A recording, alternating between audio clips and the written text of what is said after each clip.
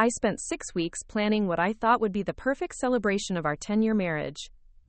Mark had seemed distant lately, working late nights and weekend meetings that never seemed to end. But I convinced myself that rekindling our romance would fix everything. I booked our table at Bella Vista Restaurant 2 months in advance, the same place where he proposed. I arranged for Sophie to stay with my sister Rachel for the weekend. I even bought a new emerald green dress that made my eyes sparkle and reminded me of the woman I was when we first met. What I didn't expect was to watch my husband walk into that restaurant with another woman on his arm, introduce her as his girlfriend, and tell me I was pathetic for thinking our marriage still mattered. Before we jump back in, tell us where you're tuning in from, and if this story touches you, make sure you're subscribed, because tomorrow I've saved something extra special for you. The morning of June 15th started like any other Saturday, except I woke up with butterflies in my stomach that reminded me of our wedding day. 10 years of marriage deserved something memorable, something that would remind us both why we fell in love in the first place. I had been planning this anniversary dinner for weeks, researching Mark's favorite wines, calling ahead to request the corner table with the view of the garden where fairy lights twinkled like stars. I wanted everything to be perfect. I spent the entire morning at the salon getting my hair styled in loose waves that cascaded over my shoulders, the way Mark used to love running his fingers through it during our early dating years. The emerald dress I had chosen fit perfectly, hugging my curves in all the right places while remaining elegant enough for Bella Vista's upscale atmosphere.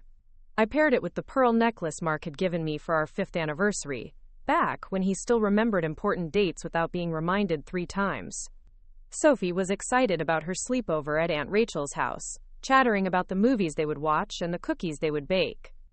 At 8 years old, she had no idea that her parents' marriage was hanging by a thread, that her mother was desperately trying to weave those fraying ends back together with one perfect evening. As I dropped her off at Rachel's apartment in downtown Riverside, my sister pulled me aside. "You look absolutely stunning, Sarah," Rachel said, adjusting the collar of my dress with sisterly care. "But are you sure this is the right approach? Mark has been so distant," I finished for her, the word hanging between us like a confession. "I know. But maybe that's exactly why we need this. Maybe we just need to remember who we used to be together." Rachel's expression was gentle but concerned.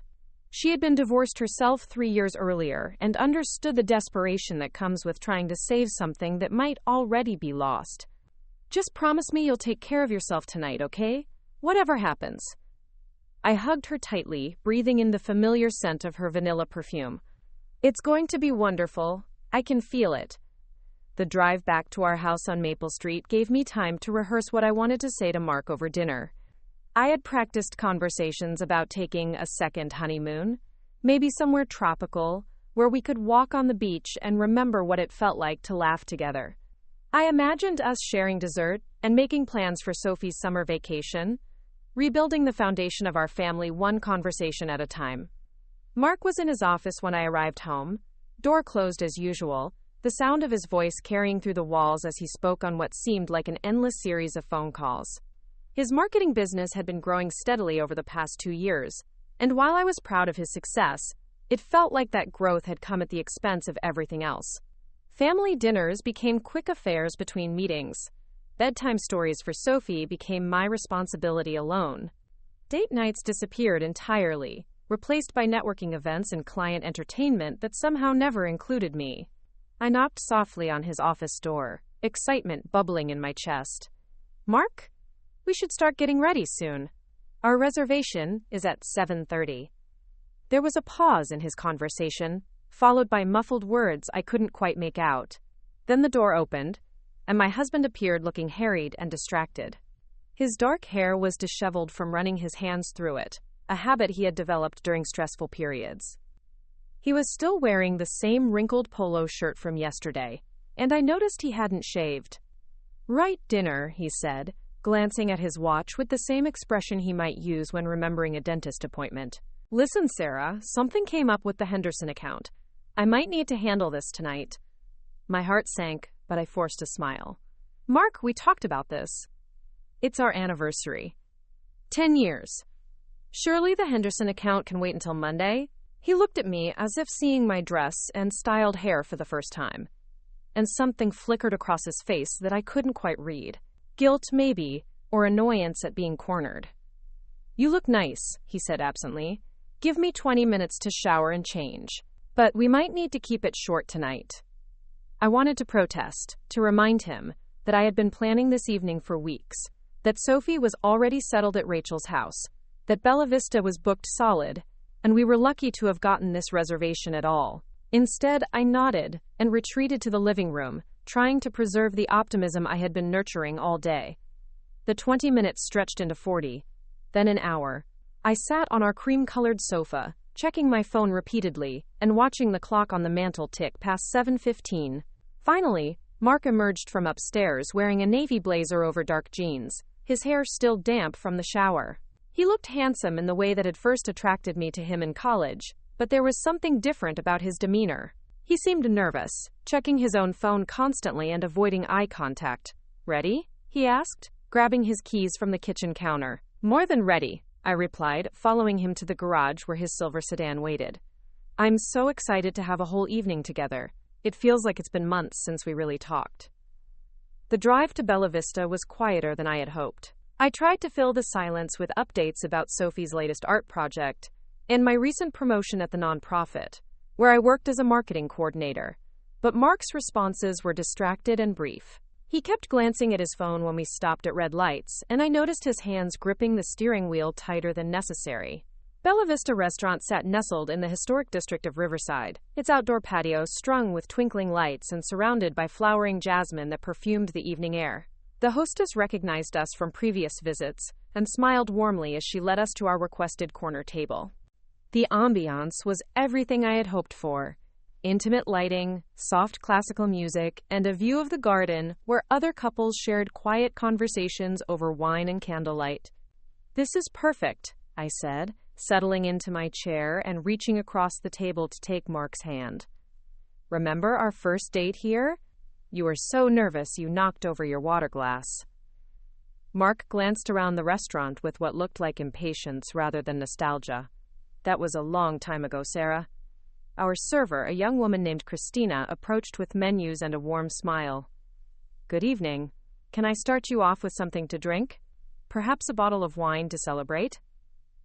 "We're celebrating our 10-year anniversary," I announced, unable to contain my pride despite Mark's subdued mood. "Could we see your wine list?" Christina beamed. "Congratulations, that's wonderful. I'll be right back with our selection." As she walked away, I leaned forward eagerly. "I was thinking we could order that Pinot Noir you liked so much last time we were here. And maybe we could share the seafood platter? I know how much you love their lobster risotto." Mark was checking his phone again, his thumb scrolling through what appeared to be text messages. "Actually, Sarah, I need to tell you something." The serious tone in his voice made my stomach clench, but I pushed down the anxiety and maintained my smile. "Of course. What's on your mind?"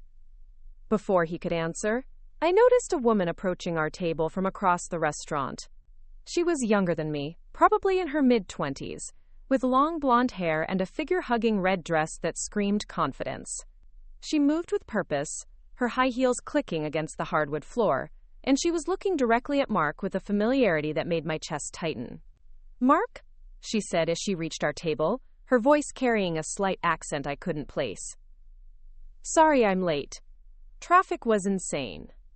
I looked from this stranger to my husband, confusion and growing dread warring in my mind. Mark didn't look surprised to see her. In fact, he looked relieved, as if her arrival had solved some internal dilemma he had been wrestling with. "Sarah," Mark said, his voice carefully neutral. "This is Jessica Rivera." "Jessica, this is my wife, Sarah." Jessica extended a perfectly manicured hand toward me, her smile bright and seemingly genuine. "It's so nice to finally meet you, Sarah. Mark has told me so much about you." I shook her hand automatically, my mind struggling to process what was happening. "I'm sorry, I don't understand. Are you joining us for dinner?" Mark shifted uncomfortably in his seat, loosening his tie as if the restaurant had suddenly become too warm. "Jessica is, well, she's been helping me with the Henderson account, and a few other projects. We've been working closely together for the past few months." Something in his tone, in the way Jessica's hand lingered on the back of the empty chair at our table. in the knowing look that passed between them, made the truth hit me like a physical blow. This wasn't a business dinner. This wasn't a coincidence. This was planned. "Mark," I said slowly, my voice barely above a whisper. "What's going on?" Jessica pulled out the chair next to Mark and sat down as if she belonged there, as if this was the most natural thing in the world.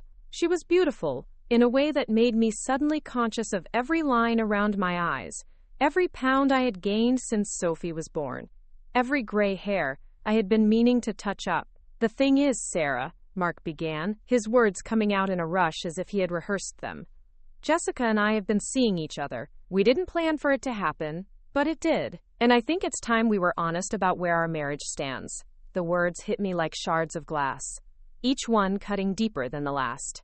The restaurant around us continued its gentle hum of conversation and clinking silverware, but my world had narrowed to this table, these three people, this moment that was destroying everything I thought I knew about my life. "Seeing each other," I repeated, the words feeling foreign in my mouth. "You mean you're having an affair?"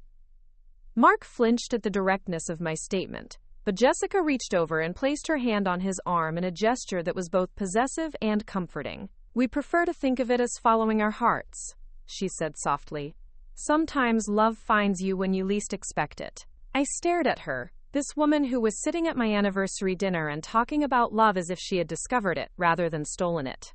"This is our 10-year anniversary," I said, my voice growing stronger despite the trembling in my hands. "Our anniversary dinner. That I planned. That I've been looking forward to for weeks." Mark had the grace to look ashamed, but it lasted only a moment before his expression hardened into something I didn't recognize. "Sarah, let's be realistic here. Our marriage has been over for months, we both know it. We're like roommates who happen to share a kid." The casual cruelty of his words, the way he dismissed a decade of our lives together as if it meant nothing, ignited something fierce inside me. "Roommates? Mark, I've been trying to save our marriage. I've been planning date nights that you cancel, suggesting counseling that you refuse, doing everything I can think of to bring us back together." "And that's exactly the problem," Jessica interjected, her voice gentle but firm. "Sometimes trying too hard to fix something just makes it more broken. Mark needs space to figure out what he really wants." I turned to stare at her, this stranger who was offering relationship advice about my own marriage while wearing a dress that probably cost more than our monthly grocery budget. "Excuse me, but I don't think you get to have an opinion about my marriage." Jessica's smile never wavered, but there was steel beneath it. "Actually, I think I do. Because Mark and I are planning a future together. We wanted to tell you tonight so we could all be adults about this. For Sophie's sake." The mention of our daughter's name in this context made rage course through my veins like fire. "Don't you dare bring Sophie into this. She has nothing to do with your selfishness." Mark leaned forward, his voice taking on the patronizing tone he used when explaining simple concepts to difficult clients. "Sarah, preparing and narrating this story took us a lot of time, so if you are enjoying it, subscribe to our channel. It means a lot to us. Now back to the story." "You're being dramatic. This doesn't have to be ugly. We can handle this maturely. Jessica understands that Sophie will always be my priority." I looked at my husband, this man I had loved since I was 22 years old, and realized I was seeing him clearly for the first time in years. The way he was sitting closer to Jessica than to me.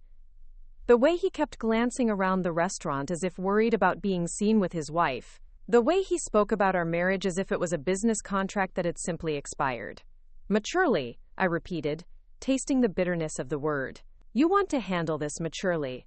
You brought your girlfriend to our anniversary dinner, at the restaurant where you proposed to me, and you want me to be mature about it." "She's not my girlfriend," Mark said, and for a moment I felt a flicker of hope. Then Jessica laughed, a sound like wind chimes that made me want to throw something. "He's right," she said, reaching into her purse and pulling out a small velvet box. "We're engaged."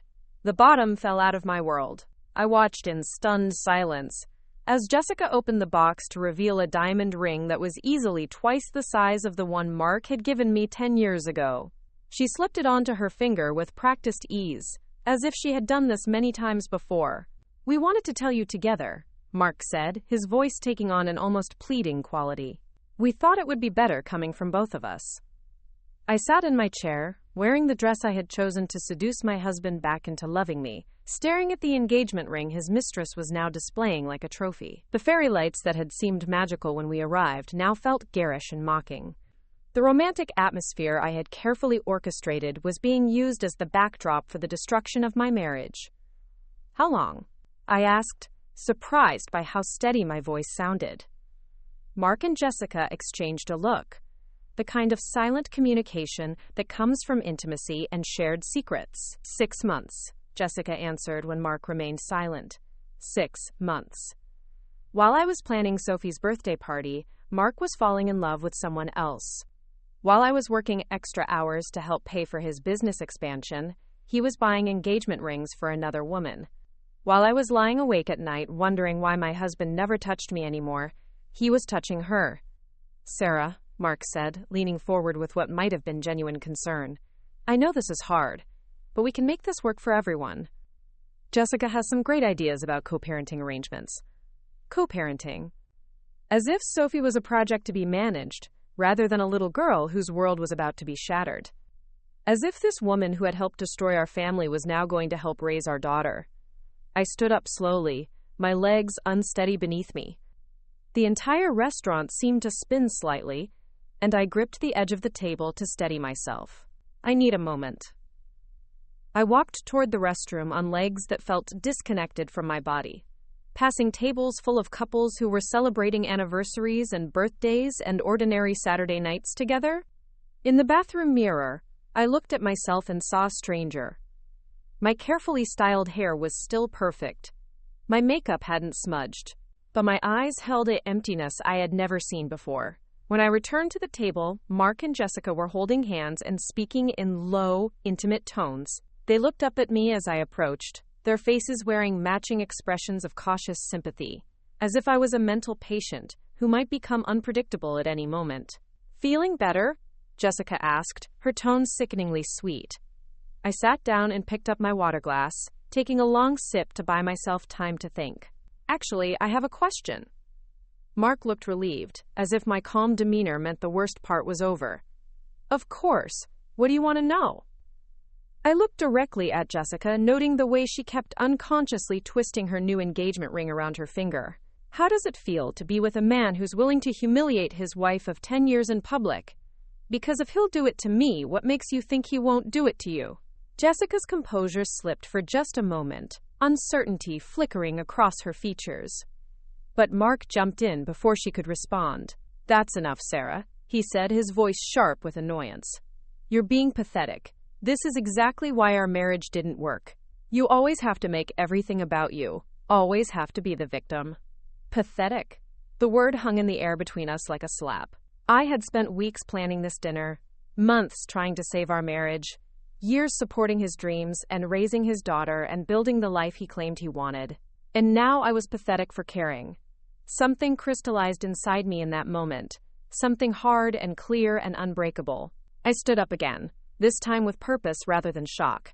I picked up my purse and pulled out my phone, opening the camera app. What are you doing? Mark asked, alarm creeping into his voice. Documenting this moment, I said, taking a photo of them sitting together, her engagement ring clearly visible, the romantic restaurant setting providing perfect context. For my lawyer. Jessica's face went pale. You can't just take pictures of us without permission. I smiled, and it felt like the first genuine smile I had managed all evening. Actually, I can. You're in a public place with my husband, soon-to-be ex-husband. Mark reached for my phone, but I stepped back quickly. Sarah, delete that. Be reasonable. Reasonable, I repeated, scrolling through my contacts until I found Emily Chen's number. Like you were being reasonable when you planned this ambush? Like you were being reasonable when you used our anniversary dinner to announce your engagement to another woman? I hit the call button, and Emily answered on the second ring. Sarah, what's wrong? Emily, I said, my voice carrying clearly across the restaurant. I need to file for divorce. My husband just brought his fiancée to our 10-year anniversary dinner to tell me their engagement news. The silence from Mark and Jessica was deafening. Other diners were beginning to notice the commotion, conversations stopping as heads turned in our direction. I had never been the kind of person who enjoyed being the center of attention, but in this moment, I didn't care who was watching. "I'll be right there," Emily said without hesitation. "Where are you?" "Bella Vista Restaurant on Main Street. But don't worry about tonight. I'm leaving now. Can we meet first thing Monday morning?" "Absolutely. Sarah, are you okay? Do you need me to call Rachel?"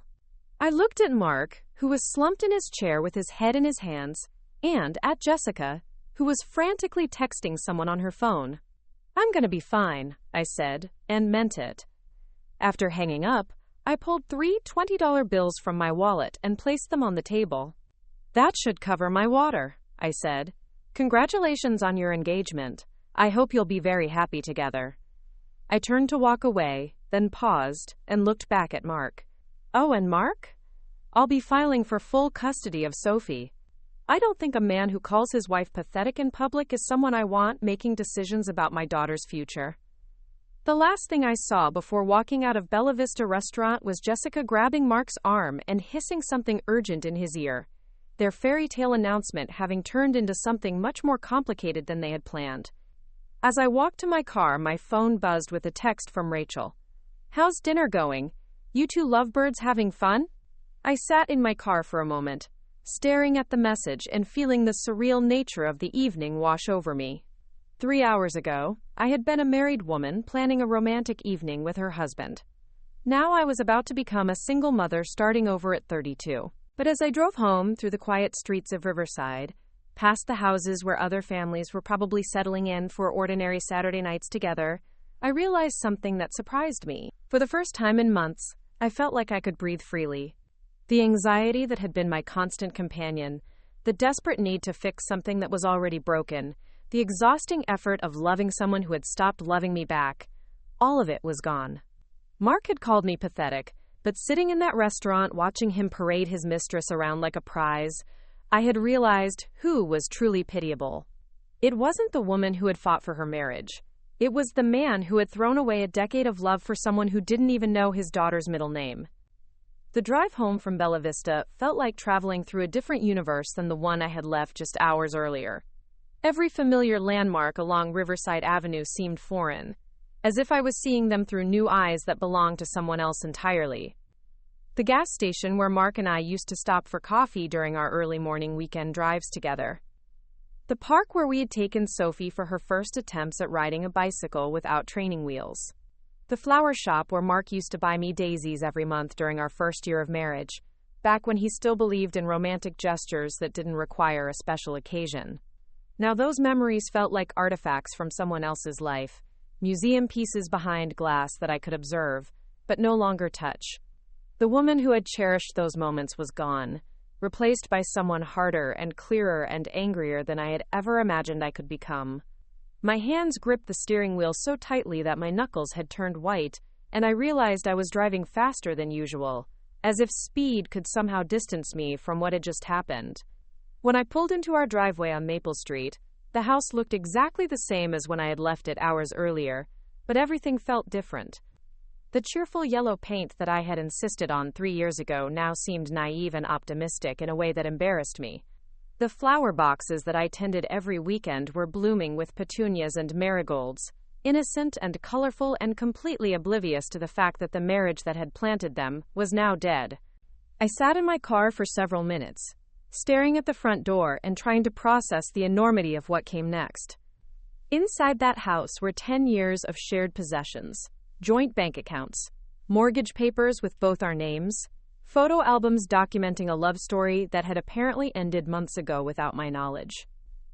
There was Sophie's artwork covering the refrigerator, family vacation souvenirs on the mantelpiece, Christmas ornaments we had collected together each year. How do you untangle a decade of intertwined lives? How do you separate the threads of a marriage that had been woven so tightly that pulling them apart would leave holes in everything? The house was dark when I entered, but I didn't turn on any lights. Instead, I moved through the familiar rooms like a ghost, running my fingers along surfaces that suddenly felt like evidence in a crime scene. The kitchen island where we had shared countless morning coffees and late-night conversations about our dreams and fears. The living room sofa where we had cuddled during movie nights, where Mark had fallen asleep with his head in my lap while I graded Sophie's homework. The dining room table where we had hosted dinner parties and celebrated birthdays and argued about household budgets and made love on the night Sophie was conceived. Every object in our home told a story, but now I questioned which stories were real and which were elaborate performances staged for my benefit. Had Mark been thinking about Jessica when he kissed me goodbye each morning? Had he been comparing us when we made love, measuring my body against hers, finding me lacking? When he claimed to be working late at the office, had he actually been taking her to the places that used to be ours? I climbed the stairs to our bedroom, each step feeling heavier than the last. The room smelled like Mark's cologne and the lavender fabric softener I used on our sheets, a combination that had always felt like home but now made my stomach turn. Our wedding photo sat on the nightstand, two young people grinning at the camera with the confidence that comes from believing you have figured out the secret to lasting love. 22 years old and so certain that what we felt for each other was strong enough to weather anything life could throw at us. I picked up the frame and studied Mark's face, looking for signs of the man who would one day bring his mistress to our anniversary dinner. But all I could see was the boy who had stammered through his wedding vows, who had cried when Sophie was born, who had held me through 3 miscarriages, and promised that our family was complete as long as we had each other. When had that person disappeared? When had he been replaced by someone who could look me in the eye and call me pathetic for loving him? My phone buzzed with a text message, and for a moment my heart leaped with the irrational hope that it might be Mark, that he had come to his senses and was apologizing for the cruelest joke in the history of marriage. Instead, it was Rachel. How was dinner? Did Mark love your dress? Tell me everything. I stared at the message, trying to find words that could possibly convey what had just happened. How do you tell your sister that your husband of 10 years has been living a double life?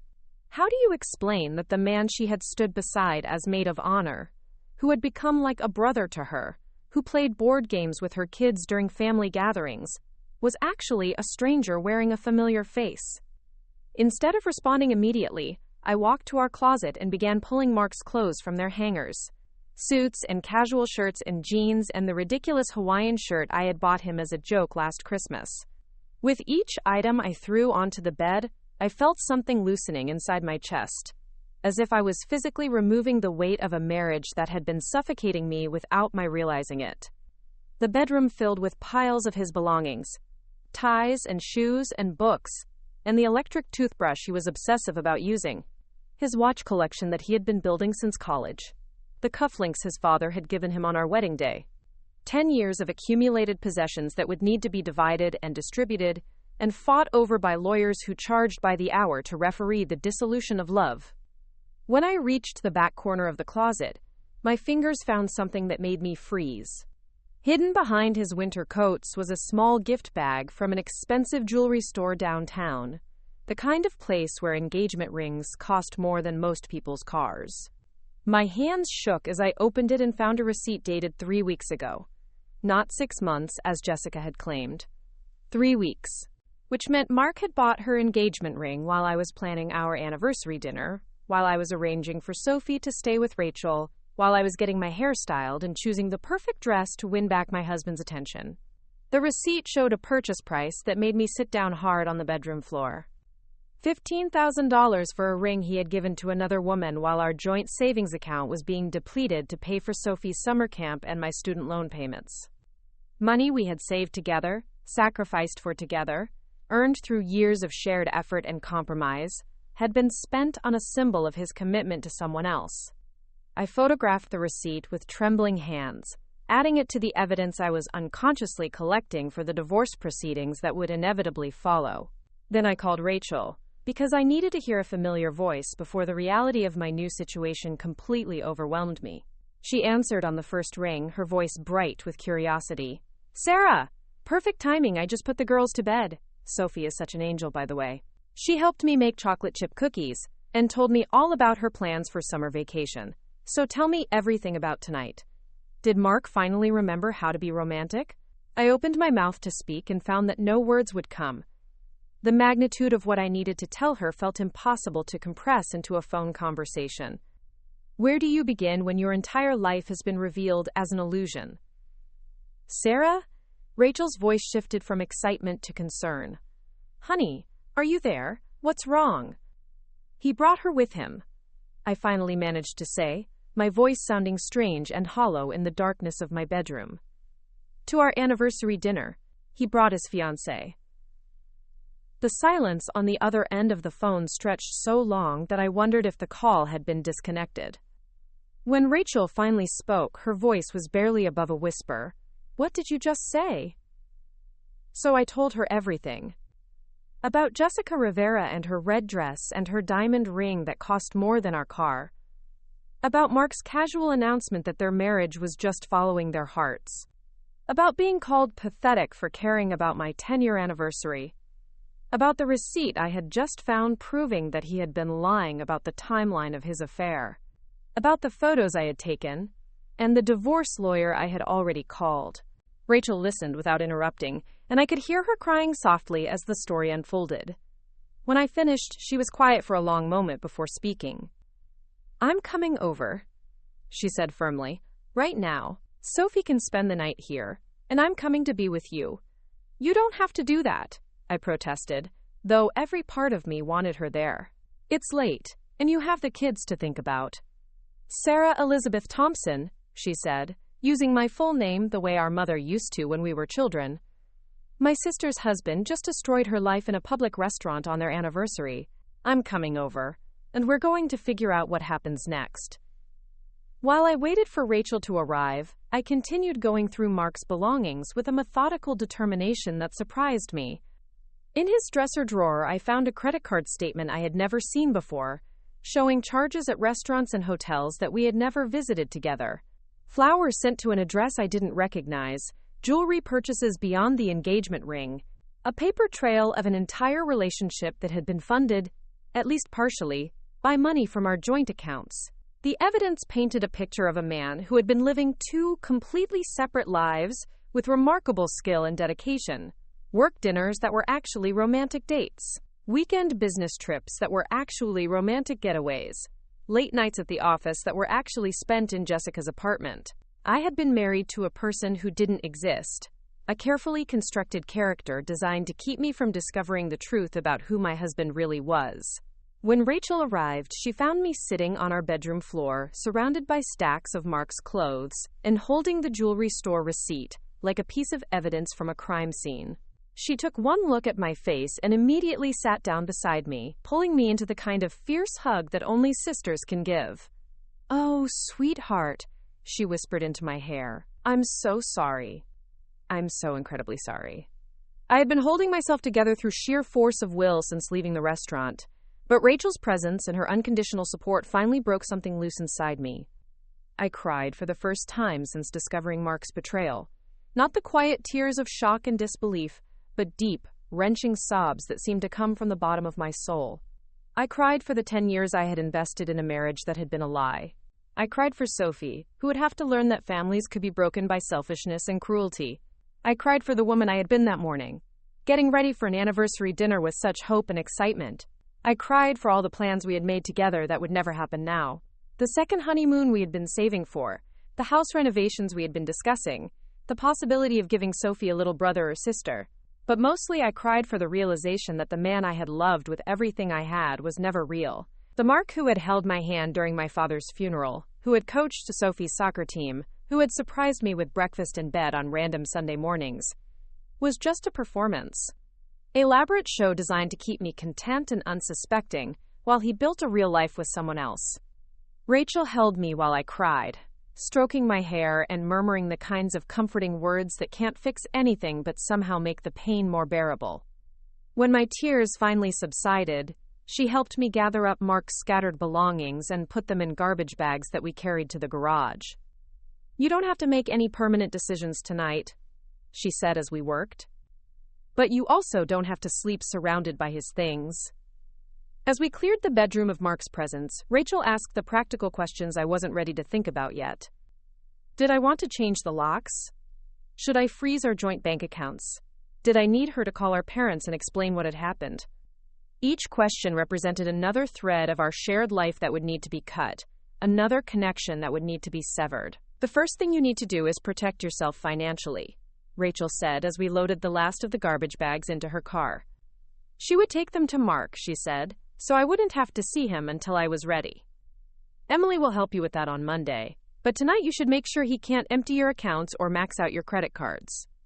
I had never thought of Mark as someone who would try to financially punish me, but then again, I had never thought he was someone who would humiliate me in public either. The man who had called me pathetic was a stranger, and I had no idea what else he might be capable of.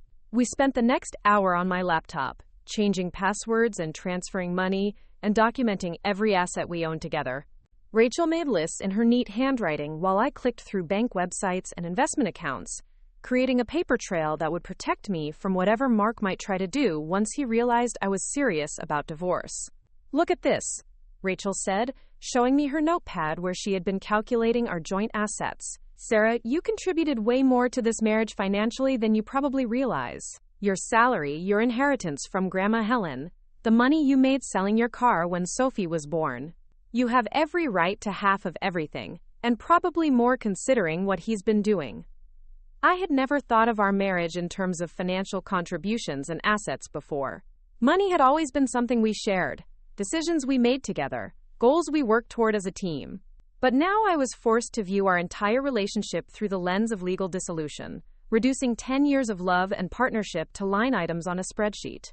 By the time we finished securing my financial accounts, it was nearly 3 a.m. Rachel made us tea while I changed into comfortable clothes, trading the emerald dress that was supposed to seduce my husband for an old college sweatshirt that felt like armor against the world. I keep thinking about Sophie, I said as we sat at the kitchen table with our steaming mugs. How do I tell her that her father is getting married to someone else? How do I explain that our family is breaking apart without making her feel like it's somehow her fault? Rachel reached across the table and squeezed my hand.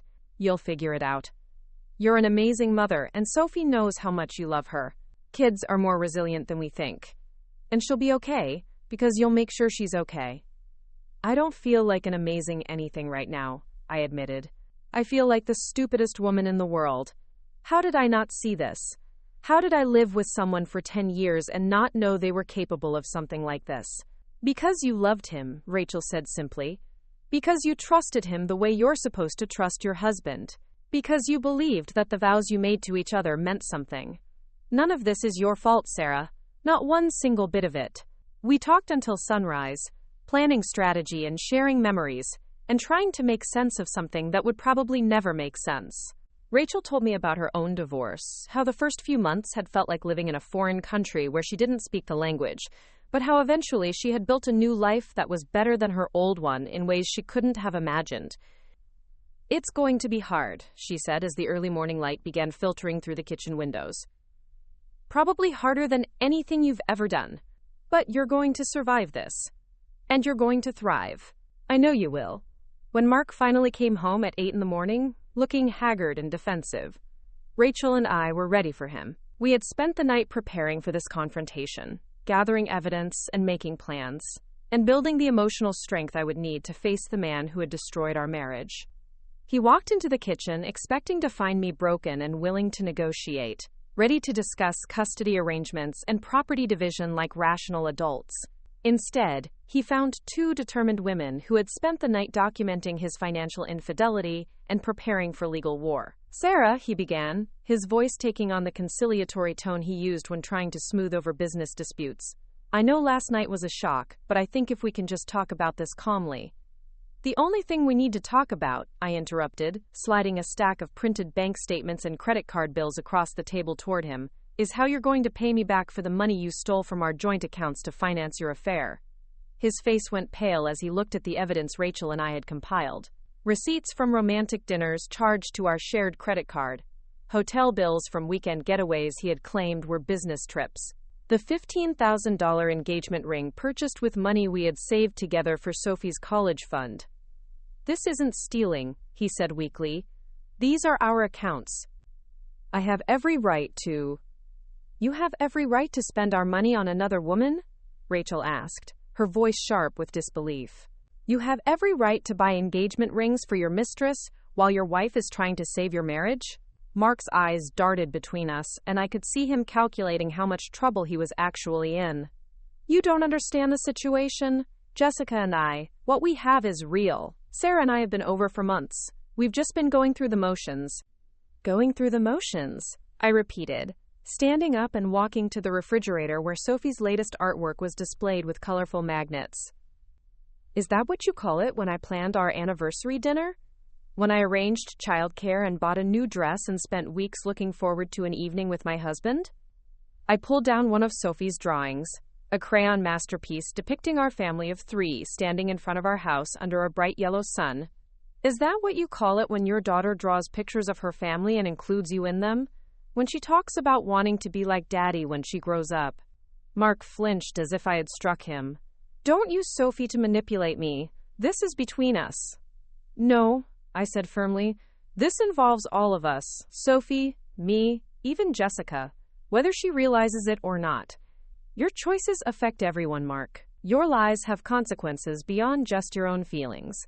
The conversation continued for another hour, growing more heated as Mark realized that I wasn't going to be the cooperative, understanding ex-wife he had apparently expected me to become.